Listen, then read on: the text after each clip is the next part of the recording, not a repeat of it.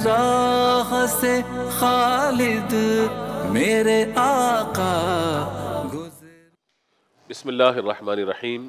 रोज़ाना की तरह आज भी एक अहम मसले की तरफ आपकी तवज्जो मबज़ूल करवानी है। हमारे यहाँ लोग आपस में क़र्ज़ का लेन देन कर लेते हैं या कोई मुआहिदा वगैरह लिख लेते हैं। तो शरई एतबार से कुरान पाक में अल्लाह तबारक व तआला ने फरमाया, या अय्युहल्लज़ीना आमनू इज़ा तदायनतुम बिदैनिन इला अजलिन मुसम्मन फक्तुबू। ऐ ईमान वालो, जब तुम एक मुकर्ररा मुद्दत के लिए कोई मुआहिदा करो, लेन देन करो, तो उसको आपस में लिख लिया करो। और आगे फरमाया कि उस पर गवाह भी मुकर्रर कर लिए जाए। अब तहरीरी एग्रीमेंट या तहरीरी मुआहिदे की अहमियत बहुत ज़्यादा है। बाद औक़ात ऐसा होता है कि एक शख्स ने किसी को कर्ज़ की रकम दी और उसने लिया और खुदा न खासा सामने वाले का इंतकाल हो गया, या सामने वाले से कोई रकम छिन गई, कोई ऐसा मामला हो गया। अब वो सामने वाला इनकारी है कि नहीं, मुझे तो रकम दी नहीं गई, या आपने भिजवाई और सामने वाले को नहीं पहुंची, बीच में कोई मामला हो गया। तो बहुत ज़रूरी है कि जब किसी भी किस्म का लेन देन वगैरह का मामला किया जाए तो उसको लिख लेना चाहिए।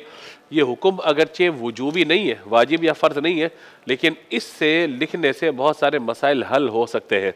और इसी तरह जब लिख लिया जाए तो उसको इंसाफ के साथ, अदल के साथ लिखा जाए कि इतनी रकम दी गई है और इतनी रकम जो है इतने अरसे के बाद जो है वो वापस लौटानी होगी। दूसरी बात ये भी याद रखिएगा कि हर तरह का कर्ज़, उस पर किसी भी तरह का नफ़ा लिया जाए, वो सूद शुमार किया गया है।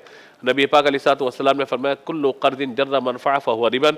हर वो कर्ज़ा जो नफ़ा लेकर आए वो सूद है।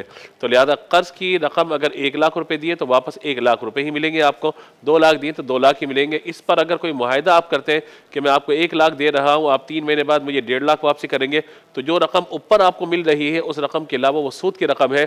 और सूद से अल्लाह और उसके रसूल ने सूद के लेन देन करने वालों से खुद जंग का ऐलान भी फरमाया।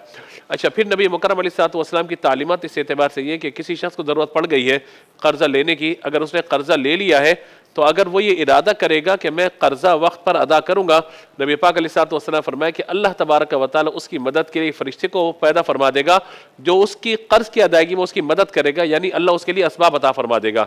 इसी तरीके से फरमाया कि कोई शख्स अगर इंतकाल कर जाए, नबी पाक अलैहिस्सलाम ने उस शख्स के लिए वईद बयान फरमाई कि कोई शख्स इंतकाल कर जाए इस हाल में कि उसके सर पर कर्ज मौजूद हो, तो लिहाजा हुजूर ने उसकी नमाज जनाजा भी अदा नहीं फरमाई। तो कर्ज का मामला एक अलग चीज़ है, लेकिन ये कहना कि जनाब हम उसको न लिखें, तो न लिखना ये मुनासिब नहीं, उसको लिख लेना चाहिए ताकि सनद रहे और बवक्त ज़रूरत काम आ सके और पीछे वो रसा के पास भी वो चीज़ मौजूद रहे।